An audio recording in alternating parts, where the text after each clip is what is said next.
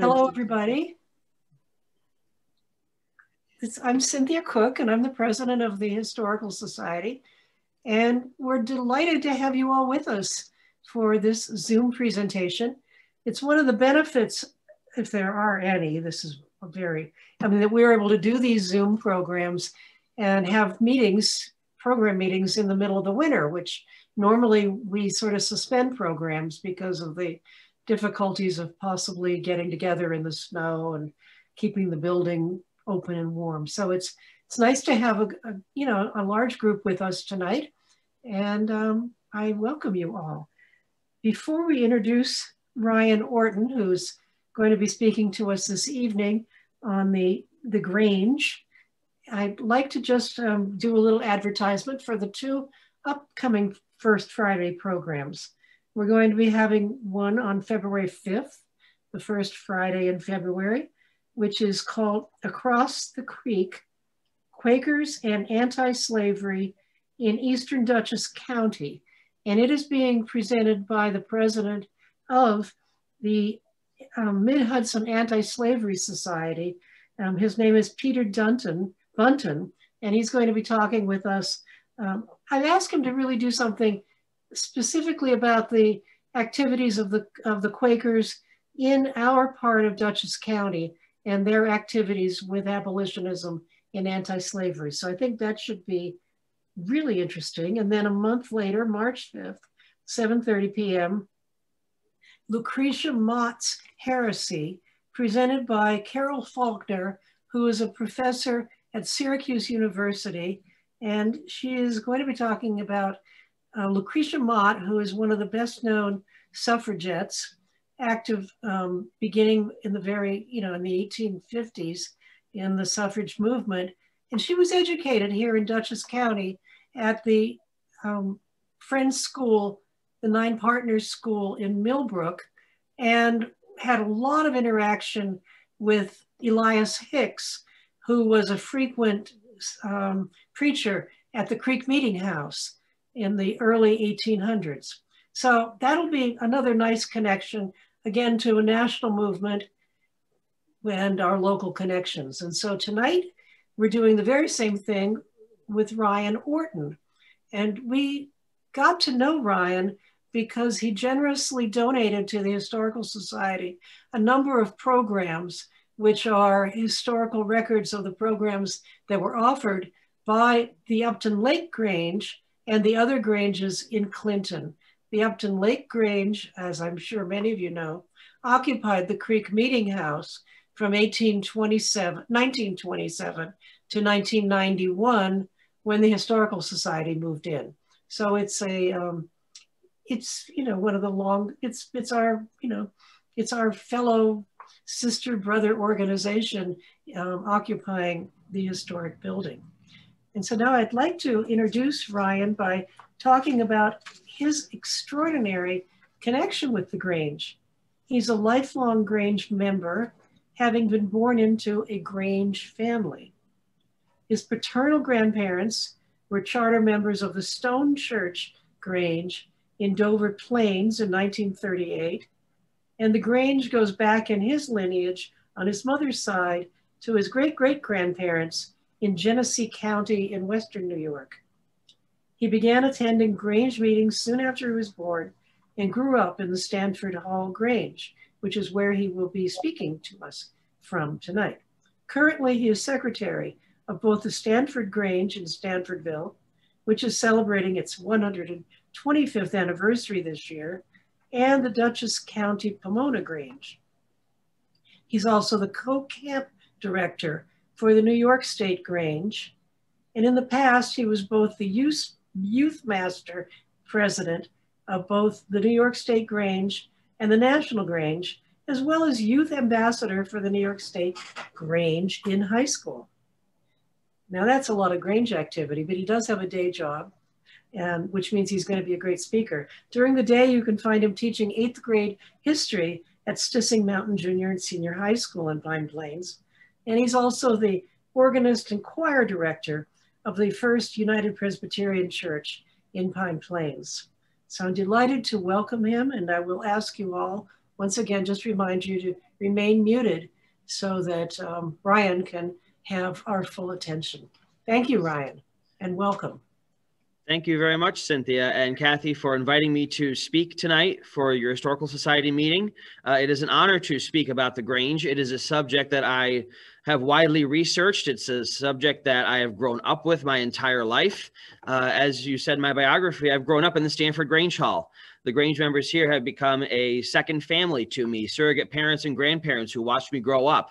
It certainly has been a wonderful family atmosphere for my entire life. I would like to recognize some of the Grangers who are on the program with us tonight. First, we'd like to recognize my mother, Karen Orton. So if you just give a little wave. That's my mom, Karen. She's in Arizona right now. And it was her grandmother, my great-grandmother, who was the program director of the New York State Grange during World War II from 1939 to 1943. And we still have a lot of her Grange records at home that I cherish. I absolutely cherish those historical documents. We have Dave Kaler, who is also in Arizona, but a Granger down in the town of Wappinger. He is a past county Grange president, so thanks, Dave, for joining us today. We have Art Holtzman, who is the treasurer of the Freedom Plains Grange in Freedom Plains. We have Helen Traver, who is the master or the president of Pleasant Valley Grange. And then I see down towards the bottom of my screen, and they're actually downstairs from me now in the Grange Hall. There's a group of Stanford Grangers who are watching the presentation downstairs. I'm not sure if they can hear me to turn their camera on to wave to everybody, but they might be getting ready for our spaghetti dinner tomorrow that we're having, our takeout dinner. So they're probably listening and working at the same time. So I'd like to thank all of our Grangers who are here watching the presentation as well. I hope you'll learn a little bit more about the Grange. The vast majority of the information that I'm going to give you tonight is from a research paper I did in college on the Grange, and then through some local history books that we have on the Grange written by a Dutchess County Granger from the town of Clinton, and I'll introduce him later on. Some of you might be wondering what I'm wearing here. My green sash here is my official regalia that we wear at Grange meetings for all the officers. As Cynthia said, I'm the secretary of the Dutchess County Pomona Grange, and this is my sash that I would wear at meetings. And that's exactly what it is. It is just a sash that we would wear. Green is the color for the county Grange. And next to me, I have my sash for the Stanford Grange. All the local community Granges, their color is blue. So this is my sash that I would wear at a local Grange meeting. And all the officers, again, have their regalia like this that you would wear at meetings. So without any further ado, let's begin our history of the Grange. Let me share my presentation with you here. Give me a second while I do that. I'm well versed in Google Meet. That's what we have to use for school when I'm teaching now in our hybrid method. So it's a little bit different with Zoom, but I have mastered it before, and let's master it again. All right. Cynthia, I see you on the screen. Could you give me just a thumbs up that you can see my screen? I do this at school all the time. Give me the thumbs up that you can see what I'm doing. All right. Good. Excellent. The Grange. The year was 1865. And the nation, especially the southern states, was saturated with the blood of hundreds of thousands of its countrymen, young men and boys from all walks of life fighting brother against brother. The Civil War, the most horrendous and bloodiest conflict this country has seen in its short history, was over. General Robert E. Lee of the Southern Confederate States surrendered to General Ulysses S. Grant, representing the northern United States at Appomattox, Virginia. Even though the fighting had ended, the emotional hostilities were still very strong on both sides of the Mason-Dixon line. Clouds of serious dissension and hatred toward the other side still loomed over the entire country. Worse yet, President Abraham Lincoln, the great emancipator, was assassinated a few short days after the ceasefire by a disgruntled Southerner who was thoroughly enraged by the outcome of the war. Vice President Andrew Johnson, a Southerner himself from Tennessee, had the very large weight of holding the already fragile country together after one of the deadliest wars in human history. All hope for the entire nation seemed lost. However, out of the gloom of the darkness that covered the nation, hope arose in the eyes of one man, Oliver Hudson Kelley. His dream of a farm fraternity where brother would once again be reunited with brother to work for a common good against corrupt business practices hindering the farmer and his family from a prosperous life, for the betterment of the nation as a whole, would prove to be a power unto itself in the years ahead. Oliver Hudson Kelley was a Minnesota farmer who was affected by the excessive drought of northern Minnesota from 1862 to 1863. Thanks to his career as a newspaper journalist writing stories, especially stressing the need that farmers add more study to their physical labors, undertake experimental work, and record and profit by their findings, he accepted a proposition to spend the winter of 1864 in Washington, D.C. He eventually accepted a clerkship in the Department of Agriculture as a favor of Senator Alexander Ramsey, who represented Kelley's home state of Minnesota, because of his crisp and enlightening agricultural articles and research. Kelley went home in the spring of 1865, just after the end of the Civil War. The following October, he received a telegram requesting his presence back in Washington. Upon his arrival in the nation's capital in November 1865, he met with Commissioner of Agriculture Isaac Newton and President Andrew Johnson. He was assigned to go to the southern states with the following commission, dated January 1st, 1866. To proceed immediately through the states lately in hostility against the government, to procure such information, usually statistical or other information, and report the same to this department for publication. Kelley was to serve as an agent for the Department of Agriculture and communicate on a regular basis with the commissioner of his findings regarding the status of agriculture in the South. His journey and his ideas for a new organization began. He left Washington, D.C. on January 13, 1866, and headed south through Virginia and North Carolina, and arrived in Charleston, South Carolina on January 29th. He remained there until March 15th, visiting rice and cotton plantations and obtaining much valuable information. All the while, he kept accurate daily records of his observations. He noted, though here and there remarks of devastation by the cruel hand of war, yet there was a fascination that warmed my heart toward all I met. During his meetings with farmers and planters, he spoke of his associations with the Masonic fraternity, and as such I was cordially received, he said. It was here that he first had ideas about a secret society of agriculturalists, as an element to restore kindly feelings among the people, that an organization of the farmers of the country might prove a blessing. Kelley continued his travels through Georgia, Mississippi, and Tennessee before returning to Washington. Now, a story that I always was told by my father, who was also a Grange historian and was secretary of both the Stanford Grange and the County Grange, was that several times Kelley would go to the houses of people to gather this information he was supposed to gather, and every time he knocked on the door, he was met with a gun in his face because they didn't want a damn Yankee on their soil and told him to get the hell out of there. We don't want you here. It wasn't until someone who answered the door with a gun in his face said, "I recognize your Masonic ring.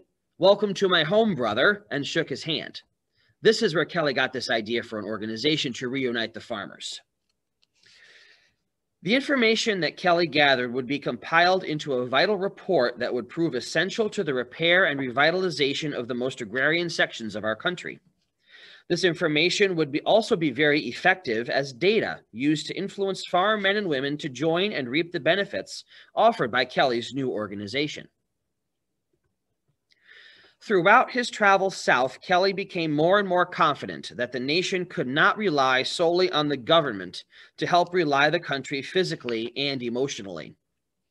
Corruption in the government, as well as within big business, especially during the 1870s and 1880s, created many hardships for farmers across the country, as many monopolies created by these big businesses, especially railroads, charged very high prices and offered rebates only to their private investors and patrons. Thus, many farmers could not afford to transport their produce and livestock to market in the cities, and many farms went out of business.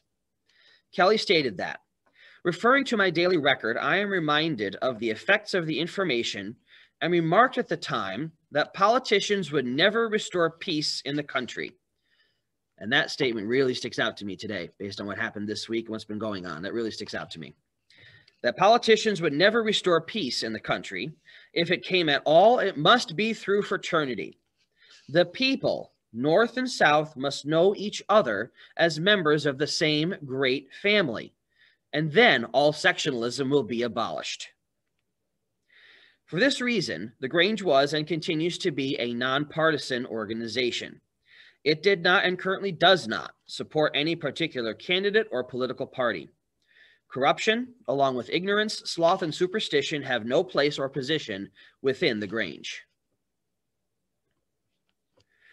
Kelly shared his ideas with his fellow colleagues when he returned to Washington, and after carefully writing the ritualistic work of the new organization based on that of the Masonic Order, as I said, Kelly was a Mason himself, the National Grange of the Order of Patrons of Husbandry held its first meeting on December 4th, 1867. The goals of this new organization included encouraging the same topics of discussion in his articles as he wrote as a journalist, as well as uniting the farmers together in a great fraternity for the betterment of the country as a whole. The Grange had 7 founders who contributed to its organization, including Kelly as the main founder and the first secretary of the National Grange. The others were William Saunders, designer of the Gettysburg National Cemetery, and the first master or president of the National Grange, and a personal friend of President Abraham Lincoln. John R. Thompson, fellow Mason, U.S. Treasury Department employee, and the first lecturer or program director of the National Grange. William Ireland, fellow Mason, U.S. Postal Department employee, and first treasurer of the National Grange. John Trimble, U.S. Treasury Department employee and a major writer and critic of its ceremonies. Francis M. Mcdowell, the first high priest of Demeter, who was in charge of all Grange ceremonies, and the Reverend Aaron B. Grosh, fellow Agricultural Department employee, first chaplain of the National Grange, and writer of the first Grange songbook. Kelly's niece, Caroline A. Hall, is credited as the 8th founder of the Grange for her work, dedication, and help toward her uncle and the organization of the Grange. She was the first Ceres, one of the ceremonial officers of the National Grange, representing the Roman goddess of grain, and it is to her that the idea is credited of admitting women as equal members with a full voice and vote as the male members. She said to Uncle Ollie, "Your organization will not succeed unless you give an equal place to women." Besides the church, the Grange was the first organization to allow women with equal votes and voices as the men, 50 years before they could even vote for the President of the United States. It certainly was a very progressive idea at the time, and the Grange adopted it. As such, there are 4 officers in our Grange meetings of our 16 elected offices that must be held by a woman. A man cannot hold every office in the Grange, but a woman certainly can. Kelly experimented with his new organization with a practice Grange. Thus, Potomac Grange No. 1 was organized in Washington, D.C. on January 7th, 1868. Potomac Grange was to serve as a school of instruction for the new Granges that were to be organized, and to instruct its members in the degree work, or the initiation ceremonies for the Grange, by which they will be enabled to aid in organizing Granges in other places. It was also to help in preparation of ritual and to rehearse the various degrees in an atmosphere of realism, according to Kelly. In essence, Potomac Grange No. 1 was established to test out the opening and closing ceremonies, the initiation ceremonies, and officer installation services for any potential problems or hindrances, because they will be used in each Grange throughout the country. These ceremonies are meant to be memorized by the officers so as to make them magnificent and highly impressive, so that the lessons and symbolism that connect the farm to each individual member and their lives may be implemented and expressed in the best manner possible.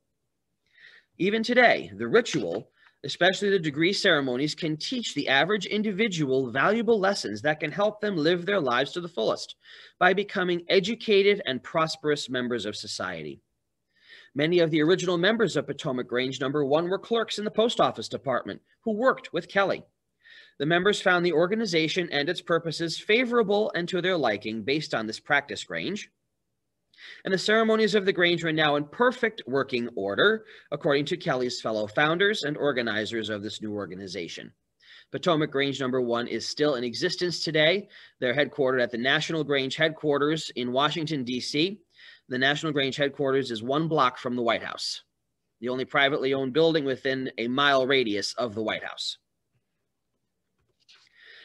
Kelly now thought that with the test having been performed successfully in Potomac Grange, he was ready to go out into the world to organize a real, full working subordinate or community Grange.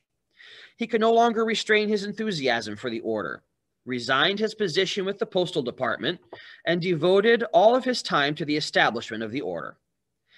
Kelly headed out from Washington, D.C. on April 3rd, 1868 by train, with good health, unlimited courage, and a whopping $2.50 in his pocket. He traveled north through Pennsylvania and into New York. He tried to establish Granges in Harrisburg, Pennsylvania, and in Penn Yan, Yates County, New York, but to no avail. Very discouraged, he started heading home to Minnesota. He stopped in Fredonia, New York, in Chautauqua County on Lake Erie, to visit his friend A.S. Moss, a strong supporter of Kelly's ideas and his new organization. Moss met Kelly with the fantastic news of interest in organizing a Grange in Fredonia. Thus, Fredonia Grange No. 1 was organized on April 16, 1868.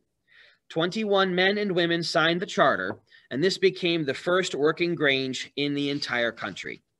Fredonia Grange No. 1 is still in existence, and the picture you see there is a picture of their Grange Hall, a beautiful, beautiful, magnificent building. From here, Granges were organized in rapid succession across the nation, especially on his trip homeward to Minnesota. In early autumn in 1868, Kelly began organizing Granges in his home state of Minnesota. North Star Grange No. 1 was organized in St. Paul, and by February 23, 1869, there were 11 Granges in that state. Consequently, the Minnesota State Grange was organized and became the very first state Grange in the entire nation. By 1872, Illinois, Missouri, Iowa, Wisconsin, Indiana, Mississippi, Vermont, Nebraska, South Carolina, and Kansas soon followed suit with the organization of state Granges. The New York State Grange would be organized in 1873. By 1874, new Granges were being organized at an exponential rate across the country, with an average of about 2,000 community Granges a month. National Grange Secretary Kelly noted that there had been 24,290 charters issued to Granges across the country from 1867 to 1875. At the 9th annual session of the National Grange in 1875, the total Grange membership in the United States was given at 762,263 members, the greater part then being in the southern states, with Missouri leading with 80,000 members in that state. On January 1st, 1875, 22 states had a Grange membership of over 10,000. The marvelous growth of the new order during those first years was largely due to the fact that the farm people believed that they were unjustly suffering from excessive freight charges on their produce on the part of the railroad companies, and also that the prices they were compelled to pay for the supplies they purchased were also excessive. In this new organization, the farmers saw an opportunity to obtain relief from the injustices under which they were suffering, and so they came into the order by the thousands. The proposition of cooperating in the purchase of supplies also made a strong appeal, and cooperative trade was advanced as a leading inducement to join the Grange. These unfair practices of the railroad monopolies spurred the Grangers to unite as an organization to fight for legislation to create fair prices for all farmers across the country. Of all the various aspects of the movement for agricultural organization in the 1870s, none attracted so much attention at the time or was so significant in its results as the attempt to subject railway corporations to the control of the state. Thus, the Granger movement begins. The backbone and prime motivator of the Granger movement was its opposition to the greed and corruption of the American railroads. Initially, farmers welcomed the introduction of the building of railroads as a new form of transportation for not only their produce and livestock to market, but for themselves as well, as a freedom from their secluded environment. railroad companies, albeit monopolies, were offered a free gift of thousands of acres of the choicest farmlands in the West. In return, the railroads promised to bestow many benefits for them, including freight rebates. However, this promise was not kept, and it could not fail to inflame the farm population of the territory which the railroads covered. While legislation was being made in Washington against the railroad monopolies to squeeze out the railroads some of the profits which they had in turn squeezed from the farmers along their lines, the railroads began instituting a free pass to try to buy out the legislators, judges, and members of Congress through bribes and travel rebates. The Grange was one of the earliest and most powerful forces to condemn this. This was only the beginning of the direct influence of the Granger movement on the legislators, executors, and judicial leaders of the country. The case of Munn versus Illinois involving a Chicago warehouse firm soared the Grange to a prominent place in American history. This case began in 1871 as a case that was in the nature of criminal proceedings for failure to take out licenses required by the law. The question was not the right of the state to regulate railroads, but the validity of an Illinois law in 1871 fixing maximum rates for the storage of grain elevators in Chicago. Proceedings of this case were severely delayed due to the Great Chicago Fire of 1872, but a verdict of guilty was then returned against the defendant, Munn and Scott. However, this was quickly appealed to the Illinois Supreme Court, which reaffirmed the judgment upheld by the lower circuit court in September 1873. The warehouse firm was not happy with this decision either, and appealed to the Supreme Court of the United States under the name Munn v. Illinois in 1876. This is the first of the Grainger cases to go before the United States Supreme Court. It is titled a Grainger case because of its association to previous Grainger legislation voted into law in the late 1860s and early 1870s. The case began with the attorney for Munn and Scott arguing that the lower court's decision violated 3 articles to the Constitution. Article 1, Section 8, which conferred upon Congress the power to regulate interstate commerce. Article 1, Section 9, which forbade preference to the ports of one state over another. And the 14th Amendment, which prohibited a state from depriving any person of property without due process of the law. The court decided in favor of the state to uphold legislation created through the hard work of the Graingers against the unfair rates set by railroads and warehouse monopolies. Chief Justice Morrison Remick Waite stated that such regulation had never been considered as necessarily depriving the owner of property without due process of the law. The basis of this right of regulation is to be found in the fact that the property in question has been devoted to a use in which the public has an interest and is therefore subject to be controlled by the public for the common good. The attorneys tried to explain that even though the public was directly involved in the usage of the grain elevators, they still had the right to create reasonable compensation for the use of such facilities and their property. However, the court ruled that they did not have the right to do that, but only to the maximum charges and fees. When dealing with the second issue of interstate commerce, the court did not have any regulation of this until the Interstate Commerce Act was enacted in 1887 as a result of widespread anti-railroad agitation. Many people believe the railroads abused economic power through their unfair rates for shipping and travel. Therefore, since there was no governmental control over such commerce, the court ruled that any and all decisions regarding interstate commerce falls under the 10th Amendment, which states powers not delegated to the U.S. by the Constitution, nor prohibited by it to the states, are reserved for the states respectively, or to the people. Based on this writing, the court ruled that the state may exercise all the powers of the government over them, even though in so doing it may indirectly operate upon commerce outside its immediate jurisdiction. Finally, regarding the last section of the argument pertaining to preference of ports in one state over another, the court simply brushed it aside, with the remark that the section in question was a limitation upon the powers of Congress and in no respect affected the states. These cases brought the Grange to the forefront, and it enabled Granges to be organized throughout the entire country. As I said, the New York State Grange was organized in 1873, and the Granger bug didn't get down here to the Hudson Valley until 1874. The town of Clinton itself at one time had 3 Granges within its borders, but there was a 4th Grange that was organized there. The first Grange is Dutchess Grange, number 136. It was organized in the hamlet of Schultzville and is where the number 1 is. Upton Lake Grange, Fallkill Grange, and Silver Lake Grange were all organized in near succession with each other. Upton Lake Grange, number 802, is organized in Clinton Corners, where number 2 is. Fallkill Grange, number 882, was organized in Pleasant Plains, number 3. And Silver Lake Grange, number 1009, was organized in Schultzville. We'll talk about each of these individual Granges now. Although 28 Granges had been organized in New York State by the end of 1873, all, as I said, were distant from Dutchess County.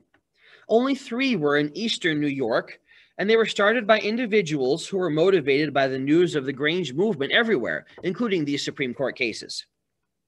The nearest Granges were Cambridge Grange number 11 in Washington County, which is up north of Albany by Glens Falls. Manhattan Grange number 17 in the heart of New York City. And Pioneer Grange number 25 on Long Island. They were all organized in 1873, but they were not close enough to Dutchess County to be influential or motivational for the organization here. The first organization in Dutchess County was of the individual effort of this man whom you see on your screen, Gilbert Bentley. Gilbert Bentley had the characteristics of a Grange organizer. He was a qualified teacher at the age of 18 when he returned to his family farm at Bull's Head in the town of Clinton on the death of his father. He was appointed adjutant of the 141st Regiment of New York State Infantry at the age of 21. He was promoted to major 3 years later and then colonel on September 8, 1835 at 25 years of age. He was elected to the state legislature in 1842, but returned home to devote his efforts to the farm after 1 term. He served locally as town assessor and town supervisor. Gilbert Bentley openly opposed slavery and was active in the temperance movement. His views were well known, and he was often sought as a public speaker. Being a farmer and a leader and an advocate of principles common to the Grange, his organization of a local Grange was a natural occurrence. He organized Dutchess Grange number 136 on March 6, 1874. Although only 13 members are required to organize a Grange, Bentley secured 28 charter members, a virtual who's who of the Clinton farming community of the time. He assumed the office of Master of the Grange, while CG2C acted as secretary. Dutchess Grange number 136 met at the Masonic Temple of Warren Lodge number 32 in Schultzville, a new building only 7 years old at the time. Just 2 weeks after the organization of Dutchess Grange number 136 on March 6th, Gilbert Bentley traveled to Albany to the first annual session of the New York State Grange on March 18th, 1874 to represent his Grange at the convention. Masters of 150 of the 165 Granges were present, plus a few non-master representatives from other Granges. After opening the State Grange session at 10 a.m. on March 18, 1874, the very first resolution offered for consideration by the State Grange delegate body was presented by Brother Bentley himself, and it was adopted as follows. Resolved, that duly accredited proxies from Granges where masters are not present shall be admitted as representatives of such Granges at the present session of the State Grange, and shall have all rights and privileges as masters when the State Grange is working in the 4th degree. This first annual session of the State Grange was taken up mostly with the ratification of the Constitution, the bylaws, and the operating procedures, as well as the formal election of the first roster of State Grange officers. Gilbert Bentley returned from the session as a deputy for the New York State Grange with the authority to organize additional granges. That summer, he organized the Granger's Picnic at the Old Fairgrounds in Washington Hollow. The event was held August 14th, 1874, and reported the following day in the Poughkeepsie Daily News of Friday, August 15th. The article captioned, "The Farmer's Picnic," contains a lengthy account of the event. The reporter assigned to cover the affair had some difficulty in reaching the picnic site. He left Poughkeepsie for Clinton Corners on a Poughkeepsie and Eastern Railroad train, but could not get a conveyance to the Hollow, to Washington Hollow, because, quote, "everyone who could go had gone. Hundreds of teams had already passed down to the fairgrounds." Faced with the prospect of a walk of 3 or 4 miles with the thermometer, quote, "at or near 98 degrees Fahrenheit," he was offered a ride by Joseph H. Smith, who drove up with his daughter and Miss Vandewater in a carriage on their way to the Mecca of the day and offered the reporter a seat. The newspaper account continues by saying that Colonel Bentley made the principal address at the picnic, speaking on the objectives of the Grange. "It is enough to say," he remarked in part, "that the members feel the dignity of their occupation, one which lies at the very base of the social structure, and one which, united, may wield an irresistible influence, not only for their own protection, but for the public good." The reporter then made a grand list of prominent individuals in attendance and a mass of other intelligent and attentive listeners. He summed up the event as, "It was one of the most animated and pleasing pictures of health and enjoyment one ever saw." Brother Bentley, Gilbert Bentley, continued to promote Grange, and he organized Stanford Grange number 245, 2 months after the picnic on October 17th, 1874. Now, this is not the current Stanford Grange that I'm speaking to you now. This is the first Stanford Grange that was organized in the town of Stanford. It only lasted a few years, and then it closed, as we'll get to with Dutchess Grange. At the second annual session of the New York State Grange, held in Syracuse, January 12 to 15, 1875, there was no delegate from Dutchess County. A written report that we believe was prepared by Brother Bentley, but we don't have any way to prove this, was included in the Journal of Proceedings as follows. "Only 2 Granges have been established in Dutchess County. It is a conservative district, and its farmers move slowly, fearing to adopt new theories. There is an idea prevailing in the ritual that the ritual sets forth too much work, and that in consequence there must be interference with the real business of the order. Purchase of farm and household supplies are made in New York City on very favorable terms, prompt payment being made in cash. Success in a fuller measure will be attained when new Granges are instituted." The roster of Granges at the end of January 1875 lists John Green, another charter member, as the master of Dutchess Grange number 136. So after 1 year, Gilbert Bentley was not the master of Dutchess Grange anymore. Interesting to note, from this time on, Gilbert Bentley, who would have just turned 65 years of age, is absent from any Grange records in Dutchess County. Now, this is where I did a little of my own research. And I'm surmising here, as a history teacher and historian, that kind of thing, that if I go back a little bit here, doing some research on Find a Grave, which I find to be a very fascinating place to find information, his wife, Catherine Stewart, should be Stewart, not Stewart, Bentley, died in 1875. So I'm surmising that the death of his wife was possibly a reason for him to retire from basically all public life, and especially from the Grange, because there's no record of him in any Grange records after 1875. It kind of disappears off the face of the earth. He and his wife are buried in the Milan Union Cemetery on Milan Hollow Road, which connects Bull's Head and Slate Quarry Road up to Route 199 in the town of Milan. One of these days, when it's not cold outside, I would like to go and at least photograph the gravestone and try to find where he is buried in that cemetery. So as I said, Gilbert Bentley is no longer in any of the records for Grange after 1875. The following year, in January 1876, the State Grange session was held in Auburn. Dutchess County's delegate was another Dutchess Grange member, K. Oliver Smith, who was now the third master of Dutchess Grange. He did not present a report at this session. In 1878 in Rochester, there was no delegate report. In 1877, a member of Red Hook Grange, number 389, represented Dutchess County. But again, 1878, no Dutchess County report was given. In 1879, the State Grange session was held in Ithaca. Again, no report was given. Many counties did have reports in 1879 indicating many problems, and there's no reason for us to expect otherwise for Dutchess County. The 1879 state session reports, coming approximately 5 years after the major organization effort in 1874, spoke of impatience with progress toward improvement. Many members joined only for cooperative buying advantages and did not participate in regular Grange work to help keep the organization going. Some felt the Grange door was too wide open, admitting problem members.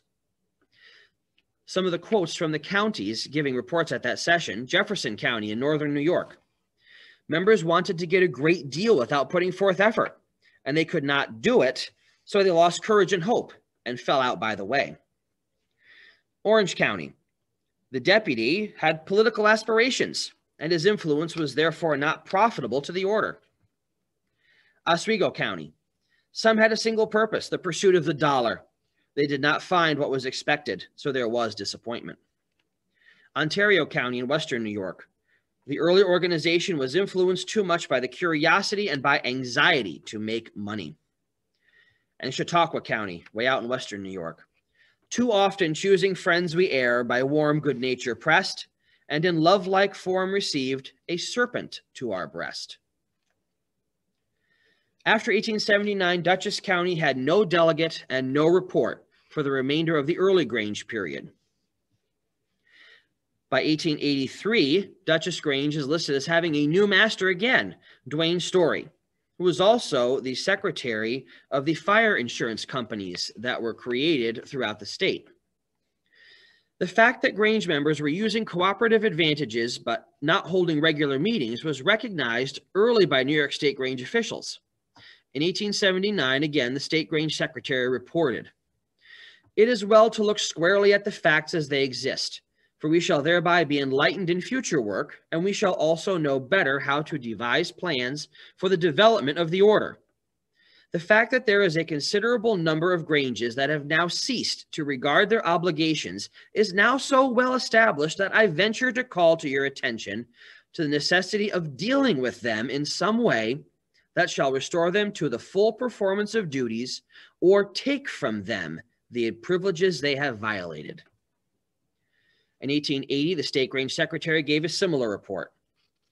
For the next couple years, he reported on the progress of restoring some Granges, but the axe fell in 1884 at the State Grange session. The roster of Granges showed that 100 Granges across the state were officially closed that year, including Dutchess Grange number 136. Stanford Grange 245 and Red Hook Grange 389 were also closed in that year. For Dutchess County in 1884, Grange was officially dead. It would not be until the 1890s when organization for Granges began in earnest once again, in kind of like a second revival of organizing Granges throughout the state. The first Grange organized in Dutchess County after these early three was Amenia Grange, number 698, in the town of Amenia. They were organized in 1890. One of the important people to come from Amenia Grange was Alfred, or A.E. Hall. He became a deputy for the New York State Grange, just like Gilbert Bentley did, and A.E. Hall went on to organize no less than 20-plus Granges in Dutchess County. One of those Granges that he organized was Upton Lake Grange, number 802. It was organized on December 9th, 1895, with 13 charter members. The first master was Smith Knapp. The first secretary was Charles Griffin. They purchased the former Quaker Meeting House in Clinton Corners in 1927, and it was their home until they sold the building to the Historical Society. But before they met there, the organizational meeting was held in the schoolhouse in Clinton Corners. They met in the tin shop at one time and even in the railroad station before they purchased I call it the old Grange Hall. You call it the Creek Meeting House in 1927. But they started meeting here in 1901 and rented rooms until they purchased the building. And this is the picture that I remember many, many years. I've been inside the former Upton Lake Grange Hall when it was a Grange Hall many years ago when I was a child. I was actually at the Upton Lake Grange Hall where the Dutchess County Pomona Grange was meeting when I was elected to my first county Grange office. I was the assistant steward at that time, and I was elected at the former Upton Lake Grange Hall. So I've been in that building many, many times.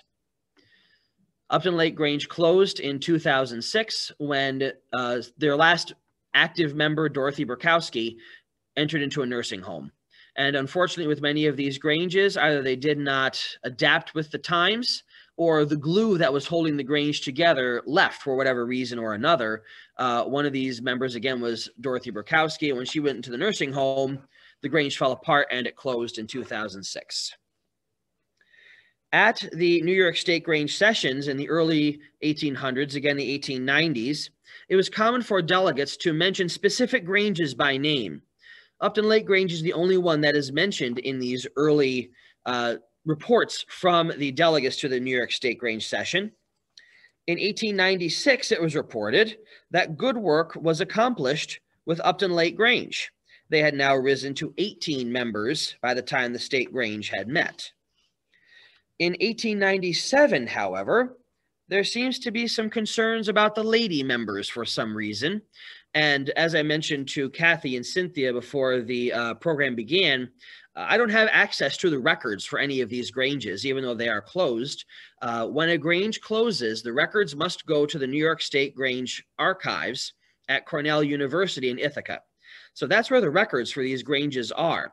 It would be very interesting if anybody wanted to go up to the archives and do some research on it to discover some of these concerns in these Granges or why the Granges closed or some of the activities they did. But that's where you can get the records from. I do not have access to them unless I go to Cornell University.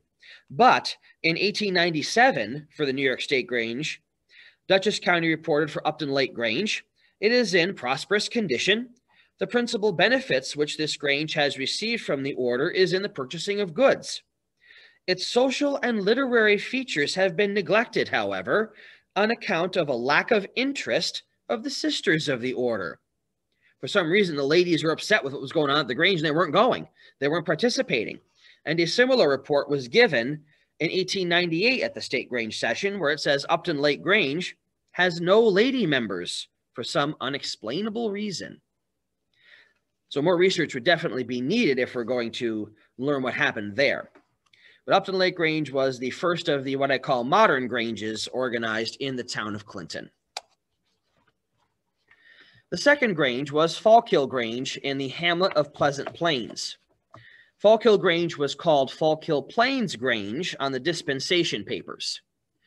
Eventually, they dropped the Plains and just left the Fallkill part. It was organized on October 20th, 1899, with 23 charter members. Its first master was George S. Van Vliet. The first secretary was Sheldon Rumpf. The picture we see here is an old picture of the Grange Hall built in 1911. This picture is before 1925, when an addition was added to the back of the building for kitchen and stage facilities. The Fallkill Grange Hall burned to the ground in January of 1972. They then met in the Pleasant Plains Presbyterian Church for the remainder of their life. But the Grange decided to, instead of building a new Grange Hall, they would build a community Grange Pavilion that could be used by town of Clinton residents at no charge as a community service for the town. And the pavilion is still standing. It is on the corner of North Quaker Road and Hollow Road, where the Fallkill Grange Hall used to stand. Fallkill Grange was the last Grange in the town of Clinton to close. It closed in 2019, and they merged with Pleasant Valley Grange. That simply means that their Grange is consolidated. All the members from Fallkill Grange that are remaining went to Pleasant Valley Grange, and they are Pleasant Valley Grange members now.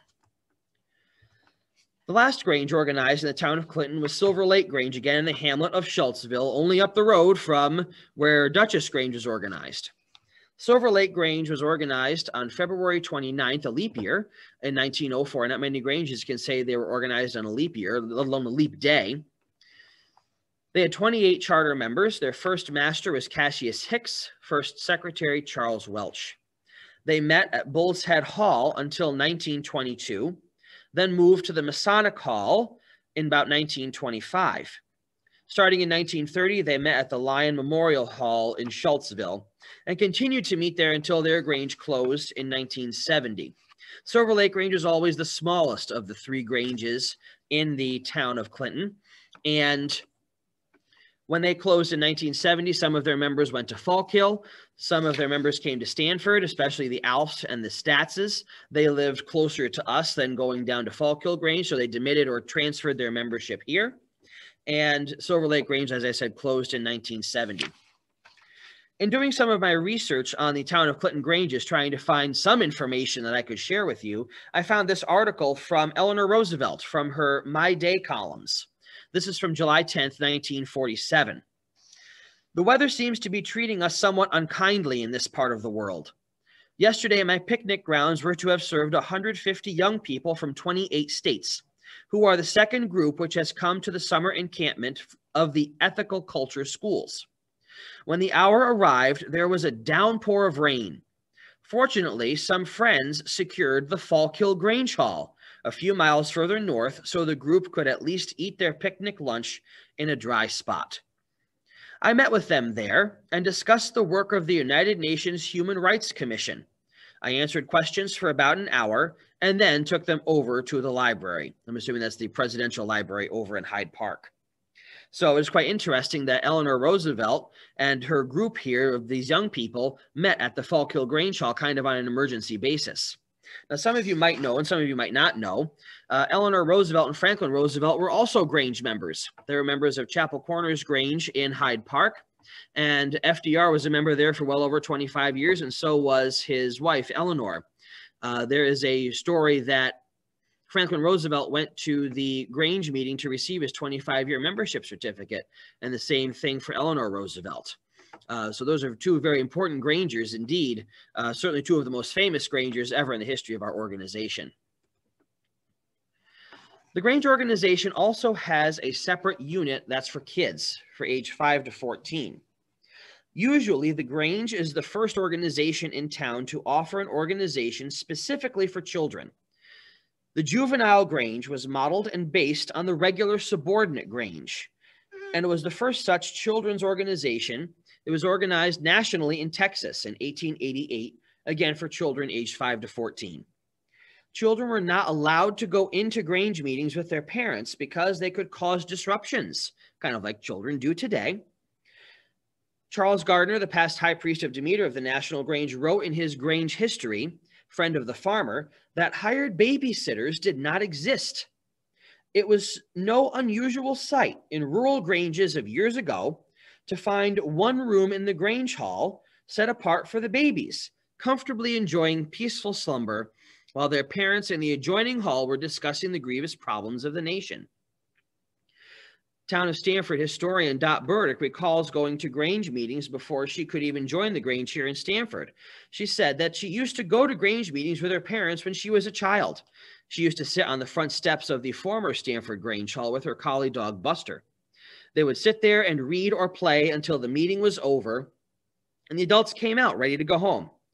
But every time the Grange had an open meeting, she would go inside and watch, just like the children would in any Grange meeting. They would go inside and watch and possibly be part of the entertainment. Each of the Granges in the town of Clinton had their own junior Grange. Silver Lake Grange had 2 juvenile Granges. The first one was organized in 1930, the second one 10 years later. Upton Lake had their own junior Grange, or juvenile Grange as the old term was called, and then Falkhill had their own. Again, it was a separate organization for the children of the Grange. The town of Clinton did give Dutchess County some prominent Grange members who were very influential in the Grange, both in the early work of the Grange and recently. The town of Clinton has supplied 4 county Grange masters or presidents. James C. Allen and Marshall Knapp were both from Upton Lake Grange and Clinton Corners. They were both county Grange masters in the early years of the Grange in Dutchess County. And then in the later years, Bill Benson and Cindy Benson, who were from Fallkill Grange, served as master or president of the Dutchess County Grange. And it is through Mr. Benson's history book, which is called Grange in Dutchess County, which I'm going to hold for the camera for you to see. This is where I secured some of my information from. This is a history book he wrote for the 100th anniversary of the county Grange in 1997. Another group of people are called the Deputy State Master, meaning they represent the state Grange in each county. Each county had their own Deputy State Master. Fallkill Grange and Upton Lake Grange again provided these for us. Ted Barnes from Fallkill Grange, James C. Allen, who is also a master or president, Bill Benson, and then the last one is Marion Davis. Bill Benson and Cindy Benson also served on the New York State Grange and National Grange levels. Bill Benson was State Grange Overseer or Vice President from 87 to 89. He was Master of the New York State Grange from 1989 to 1995. His wife, Cindy, was the Lecturer or Program Director of the New York State Grange from 2003 to 2007. She was also a National Grange Officer, one of those ceremonial ritual officers called Series from 1993 to 1997. Bill passed away in 2002, but Cindy still is living. She is the legislative director of the New York State Grange presently. So what is the Grange doing today? I gave you a thorough history of some of the aspects of the Grange. And for any of the Grange members who are on the presentation tonight, they know that I could talk for hours and hours and hours and hours and hours about the Grange and the different things they've done historically and that kind of thing. But what are they doing today? The bullets here on the slide, I'm not going to read them all to you because I know you all can read, outline the programs of the National Grange, which all of the state Granges, the county Granges, and the local Granges adopt as part of their policy as well. Two of the main things today, along with community service and making our towns a better place to live and grassroots legislative action, is making sure that everybody in the country has access to broadband internet. Many places, especially in the western parts of our country, still do not have internet. Many places around here, we have awful internet. As a teacher, I can speak to that personally with my students who keep getting kicked off my classes when we have remote classes, or I myself get kicked off the class because of the internet access. We have to make sure that broadband internet access is available for all, especially for situations like this COVID pandemic. Also, the National Grange today is working with congressmen and with legislators in New York for a fair and equitable distribution of the COVID vaccine. Whether you agree with taking the vaccine or not, we still want to make sure that those who want to get the vaccine can get it, especially those of us in the rural areas where we are not, where there is a significant group of people or the vaccine is readily available at a moment's notice. The New York State Grange outlines its own legislative priorities. Again, they are listed here for 2021. I'm not going to read them all, but they do cover areas like agriculture, like education, taxation, health, federal issues. Even though the Grange was organized for farmers, it is not a farmers organization. I am not a farmer. Very few people in my family are farmers. We have some uncles and cousins out in Western New York who are farmers, and that's about it. Everything I try to grow dies. So you do not need to be a Grange member or a farmer to join the Grange. In Stanford Grange, we have 93 members. I would say 5 or less of our members are actively engaged in some farming pursuits. The rest of us are just common, average, everyday people who want to make our community a better place to live. This ends my presentation on the Grange. I'd be willing to entertain any questions if you have any.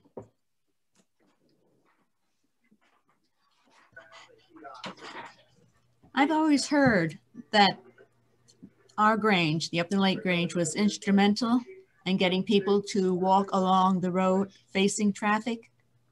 Have you ever heard that? And was it us that did that? Again, I don't have access to the records for Upton Lake Grange. Again, once a Grange closes, the records go to the State Grange Archives in Cornell University in Ithaca. It would not surprise me if local Granges like Upton Lake Grange were very active in doing that kind of thing, but I would have to go back and look at those records if I ever have access to them and have a chance to spend many days to research this through the archives.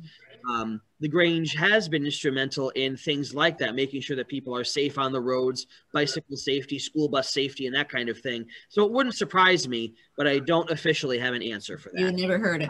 I have an answer for that. Oh, good. Go ahead, Cynthia. Okay.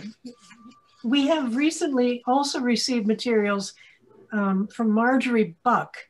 She was a member of the Juvenile Grange, and I'm planning to have this published in our newsletter in an upcoming edition, but I will just read this little paragraph, one of her memories. She says, I do remember that a proposal my mother, Mildred C. Buck, wife of Clifford M. Buck, made to the Grange later became New York state law. Here's how it began. A Black person was walking on the road in Salt Point at night. He or she was hit by a car, and I think he or she was killed. My mother suggested that people should walk on the side of the road facing traffic. She proposed this at a Grange meeting. The proposal was recommended higher up in the Grange, and eventually it became a New York state law to walk facing traffic. So isn't that handy that I had that nearby and that we have this little oral history from a Juvenile Grange member? Thank you, Cynthia. You're welcome, Glenda. Cynthia, does it mention anywhere in your notes there what year that was passed by New York State? No, well, it does not. Okay. We do have some in our county Grange archives, some journals of proceedings for the New York State Grange. And if we ever figure out a year, I could at least try to find the journal where it's listed as becoming Grange policy, which would then be sent to legislators to become state policy. Yeah. I mean, I know that she was, she sent this to me the year that she was the lecturer of the Juvenile Grange in 1941. Mm-hmm. And in the, I lived on the farm in Salt Point, attended one-room school. In the fall of 1940, I started attending 7th grade and graduated from high school in 46. So that doesn't necessarily mean, I mean, her parents were probably continuing members after that, but. I do remember the name of Clifford Buck from many Grange histories. He was very, very active in the Grange in Clinton Corner. And in the Clinton Historical Society as well. Yes. I think past president, so. A lot of connections there. Does anybody else have questions for me?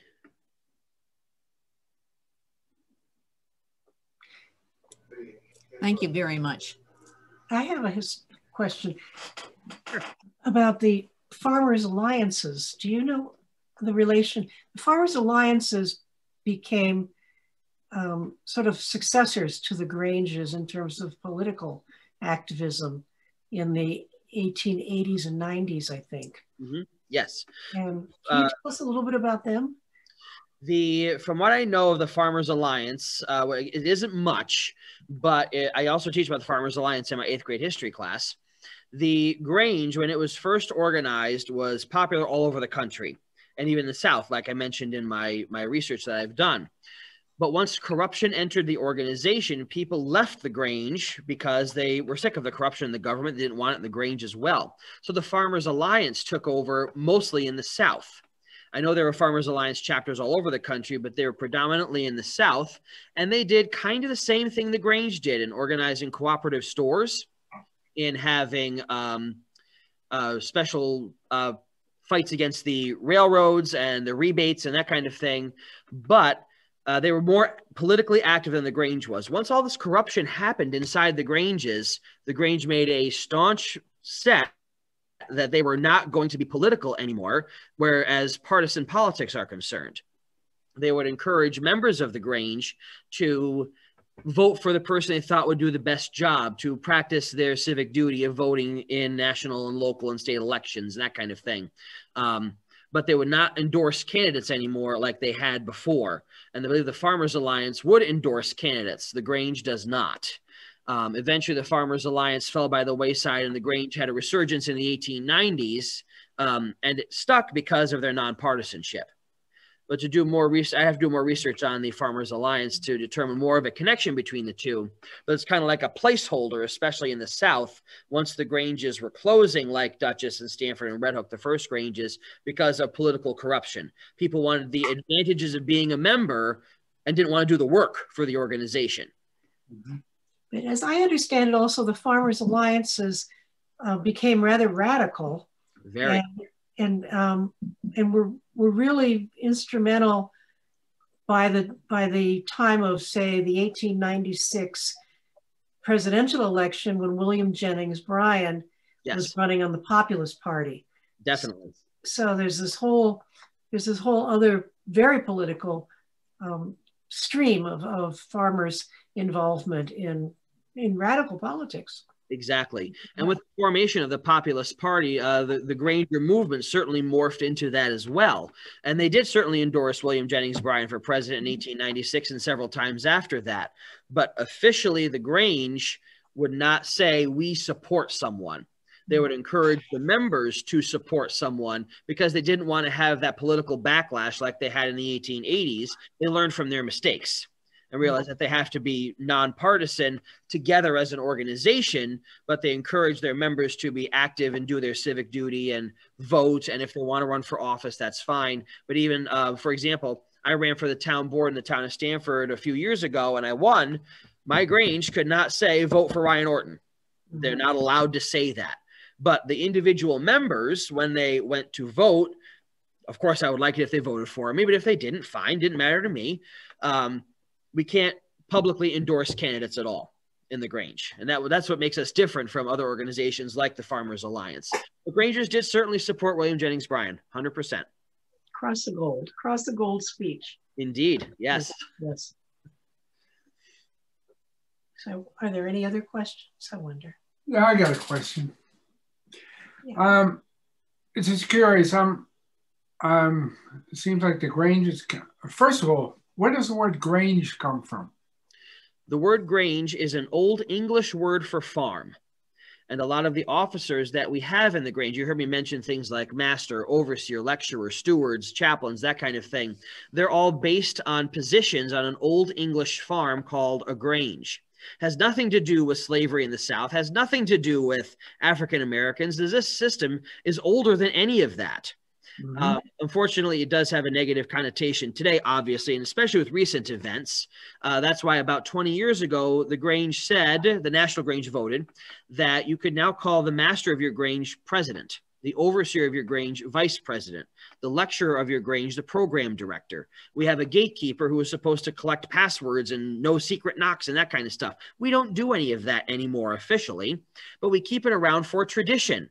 This is where we started from. And if people understand the reasons why to keep railroaders out, because we're talking about how we can defeat the railroads, the farmers can defeat the railroaders, it makes sense why we have secret knocks and passwords and a master and an overseer and that kind of thing. So speaking of that word Grange, just to make an observation, the town of LaGrange just means the farm. LaGrange is, I believe, derived from a French word, which I believe would mean the farm. Yes. Yeah. Okay. Yep. Go ahead. There's a question from Dave. Yep. Dave. Hey, Dave. Hey, let me unmute here. Hey, you want to share with everybody that's not familiar, why were they two-story buildings? I like the story on that. Yes. Typical Grange halls, if you're going to build one or you're going to buy one, have to be 2 stories. Because the National Grange required that Grange halls at one time on the lower floor was a dining room and a kitchen. And then the upper floor was a meeting room with a stage where you could have entertaining productions or programs or speakers or something like that. And you could put the bathrooms wherever you wanted to put them, wherever you had room. That's the reason why we have mostly 2-story Grange halls that are usually large, long buildings, because it was not uncommon for Granges of years ago to have 50 people present, 100 people present. When we had county Grange meetings going back before 1950, you had 300 Grange members at a single meeting. At the New York State Grange, it was not uncommon to have over 1,000 people present. So they'd have to have a huge meeting room for 1,000 people to meet. And the National Grange could have 5,000 people present. not necessarily all at one time. Some of the National Grange sessions, especially in the 1940s, you had up to 10,000 Grangers attending a National Grange meeting. So you had to make sure your meeting places were big enough to hold all of these people. Yeah, Dave. But wasn't it also so nobody could see what's going on? Yes. This was theoretically, if you're upstairs, they couldn't see what's going on. Right. And then if you entered a Grange hall and a Grange meeting is in session, the first person you would meet is the officer called the Gatekeeper. The Gatekeeper is not supposed to let you in the meeting unless you have the secret knocks and passwords. He has a big giant staff that he carries around that has an owl on the top. And I'm quite sure in some of those cases, that owl was used for things other than ceremonial purposes. Yeah, okay. Stories, I don't know anything of this is really true, but these are all stories I've heard throughout the years. We kind of poke fun at it, but it's kind of fun to still keep our traditions.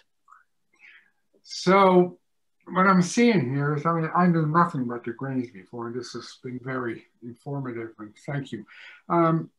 So you really got your start, they got their start with the Masons, and it seems to be there's a lot of parallel Definitely. Going on with the Masons through the years, and Yes. even our Masonic temple, that's now the part of the town hall. It had an upstairs meeting room and a downstairs. Exactly. Oliver Hudson Kelley took the basic format of the Grange, and his other 6 founders took the writings for the ceremonies or the degrees of the Grange. A lot of it is based on the Masonic traditions. And if I can here, and I think I'm able to do this, I'm going to turn my computer around so you can see the Grange meeting room. Hopefully this will work. You guys still see me? Yeah. This is kind of what the Grange meeting room looks like. Right. All set up for its regular meetings. So it's kind of based like a Masonic lodge. Every officer has their place to sit. Every officer has their regalia they will wear. Every officer has their job to do. And then the members who were not officers would sit along the sides and participate that way. So yes, everything in the Grange is based on, especially the ceremonies and the rituals are based on the Masonic tradition, yes. Okay. Mason himself and several of his co-founders were Masons themselves. Okay. Thank you. You're welcome. I see hands from Mary Ellen and then Barbara. So we'll do Mary Ellen first and Barbara. Yeah, how was the Grange impacted by the development of the Dairymen's League? Did the nature of the Grange change after that? No. The Grange actually worked in concert with the Dairymen's League. The Grange actually helped form the Dairymen's League in some areas, especially local chapters. And with them, they formed the GLF, the Grange League Federation. So they worked together, worked in tandem. One of the Grange's objects is, of course, farming and agriculture today. Back then, it was to help the dairy farmers, too. So they worked well with the Dairymen's League. If anything, they helped each other. And Grangers were members of the Dairymen's League. Dairymen's League members were members of the Grange. That's, yeah, that I was kind of thinking that, because some of newspaper articles and things that I would read about local families, I'm in Orange County, it seemed like some of it was also more social when they went to the Grange. The women, they had card parties and dinners, and I guess it was also to relieve the boredom of being segregated on farms that were separated. 100%. Back when the Grangers were early founded in the 1870s, 1880s, 1890s, even around 1900, there was nothing to do in town except go to church. You didn't have any other social outlets. So the Grange, the meeting format was established that the beginning part, you took care of your business. You talked about legislation. You talked about a community event you were going to have. You talked about those nasty railroaders who were trying to take over and charge you such high prices. But then at the end of the meeting, you would have the lecturer or the program director having some sort of program on some sort of topic that would entertain you. It was not uncommon for Grange meetings to start at 8 o'clock at night, and you wouldn't leave to go home until midnight or 1 a.m., only to get up at 4 a.m. to milk the cows again. That's 100% true. You went to the Grange to not only fight the railroads, but to have fun. It gave you something to do. And that we would still find true today, especially with a lot of our younger members we have, especially in these pandemic times when they're stuck at home. They come to Grange because it gives them something to do. I know it's sort of back. It's a newfound role again. Did the Grange also play a role like the other fraternal organizations in terms of like insurance and death benefits and things like that? Yes, the Grange was very involved in fire insurance, and that's where people big time. Grange. Yes, fire insurance. Yes, the barns burnt. Mm-hmm. And many Grange halls burned. Not even Stanford Grange, the first Stanford Grange hall burned. Fallkill Grange burned. As a part, like life insurance or death insurance, anything like that, I've not heard too much about that with the Grange, but definitely fire insurance. Yeah. Many people did join the Grange because of that benefit. Wow. And so, and really, they acted as agent, or they were an intermediary finding agents to provide the insurance? Both. I've heard of both cases. One of the most active agents for insurance at the time was Clifford Buck from Clinton Corners. He was one of the active agents for Grange Insurance for many, many, many years. From like probably 1930s and 40s up until his death. He was very active in the insurance business and that kind of thing, providing insurance for Grange members. Yes, it was both. Yeah, great. That's so interesting. Unfortunately, we don't offer those benefits anymore today as Grange membership has decreased. We don't have anywhere near the 1 million members we had in the 1930s and 40s. Right. We have about 150,000 members nationally. We don't have enough members to offer those kinds of programs anymore. Well, that's understandable because a lot of it is privatized now. Absolutely, yes. Let's go to Barbara first, then we'll go back to John. Okay, good, because we're going, we have another meeting with some friends in Japan in a few minutes. But just to let everybody know, in Hyde Park, the Chapel Corners Grange building, that's been sold, okay? And what's going in there, they're going to take down the building, and there on the intersection of 9G and Dorsey Lane will be a Dollar General store. Oh, that did go through. I know we've heard about that, and we've been talking with the Hyde Park Historical Society about that. Yes. Yeah. Wow. An interesting story about that building. When I told you when FDR got his 25-year membership certificate, he went to the Grange meeting to get his certificate. Yeah, there's a picture at the library. Nice. As he was going, he was accompanied by his Secret Service men. Now, Grange meetings, again, are fraternities. You have to have the secret knocks and passwords to get in. If you're not a member, years ago, you were not allowed to go in the meetings. Well, the Secret Service wasn't going to take that as an answer. So they had to come up with a compromise when FDR got his award. The compromise was, all right, we'll let the Secret Service in the Grange Hall, but you have to sit behind the piano and you have to face the wall. And that's exactly what they did. They pulled the piano out from the wall. They had to sit behind it during the opening and closing ceremonies where we do the gosh darn secret work. And then once that was over, they could watch the rest of the meeting. But I've never heard of any other organization telling the Secret Service what to do besides Grange. Thank you. Yep. John, then we'll go to my mother. No, go ahead. Go to your mom. Okay. Yes, mother. Ryan, just mention about the rural-free delivery, that people get their mail at home because of the Grange. Definitely. One of the major historical accomplishments of the Grange is rural-free delivery, the fact that you can get your mail at your house. Before rural-free delivery, and you're all historians, I'm sure you know the story, but you would have to go to town to the post office to get your mail. And the story I always was told was some little old lady in Kentucky who couldn't go to town anymore to get her mail, or it was such a hardship for her to do it, said at a Grange meeting, I wish they would deliver mail to my house. So they wrote a resolution at their Grange meeting that passed saying that mail should be delivered to your house free of charge. You shouldn't have to pay for the mail to be delivered to you. You shouldn't have to go to town to get it. And it went all the way up to the National Grange and became National Grange policy in 1896. When it was forwarded onto Congress, and they established rural-free delivery in West Virginia because that's where the Postmaster General was from at the time. He tried it out in his little area of West Virginia with a few little towns, turned out to be a tremendous success. It spread like wildfire eventually. So the fact that you get your mail at your house, you can thank the Grange. Wow. He's also responsible for school bus laws. that we have yellow school buses with red and yellow flashing lights. And when the lights are flashing, stop, all to protect the kids. The Grange passed those laws too on a national level.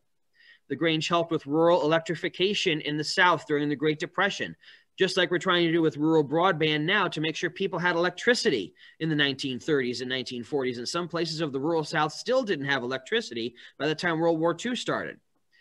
Like I said, now Grange is working on rural broadband for the entire country. So many things that we have in our life today, we can thank the Grange for, and people just don't know it because, and it's our own problem. We don't like tooting our own horn. So Sure. it's like a biggest secret that we ever have, that we help the country with so many different things. Okay. John, you have more questions? Yeah, okay. So you were mentioning young people. You know, like a lot of organizations, especially ones that have been around for so long, they have trouble attracting young people. How is the Grange doing in that regard? The Grange in Stanfordville actually has a very large youth group. And I have to say it's because I'm a teacher. I talk about it in school. I have to teach about the Grange in my 8th grade curriculum. So I bring all the stuff I just showed you from the Grange to my classroom. I set up my classroom like a Grange hall. I teach about the Grange, the historical accomplishments and that kind of thing. But we also have on the state Grange and national Grange level specific programs that are just for kids age 14 to 21. And then we have a young adult program for age 21 to 35. They can go on youth weekends. They can travel the country. They can earn scholarships, many community service opportunities for them. We have contests that they can enter in art, photography, in baking, in sewing and needlework. We try to get the kids involved in doing things that not only help their community, but can maybe be a new interest for them. Nice. I think because of what we offer and the fact that they hear me talk about it constantly, nonstop, as my fellow Grangers here can tell, they get interested. We invite them to come to a meeting. And from what we found, when we have election of officers and some of the older folks who have been around forever and ever, when they suggest a young person to be an officer and they wear these sashes where they actually have a job, they feel like someone's actually listening to them. They feel like they're actually a part of something and not told to just, oh, go to your room, play video games, or go in the corner and shut up. We don't want to hear from you. They're an active part of the meeting.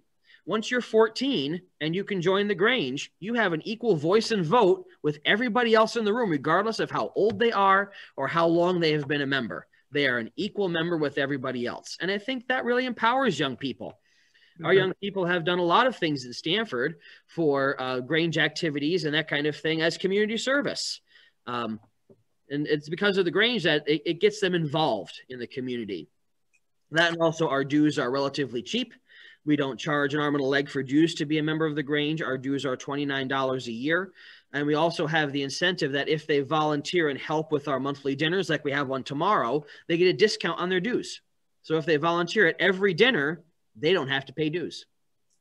So it's an incentive for them. It's very good because I belong to an organization where we have trouble attracting young people, and you brought out some interesting points. Thank you. Yes, definitely. I know, for example, in town, I was a member of the Lions Club for a few years. Their membership dues are $50 a year. What kid can afford $50 to join an organization? They can't. So yeah, you have to keep the dues definitely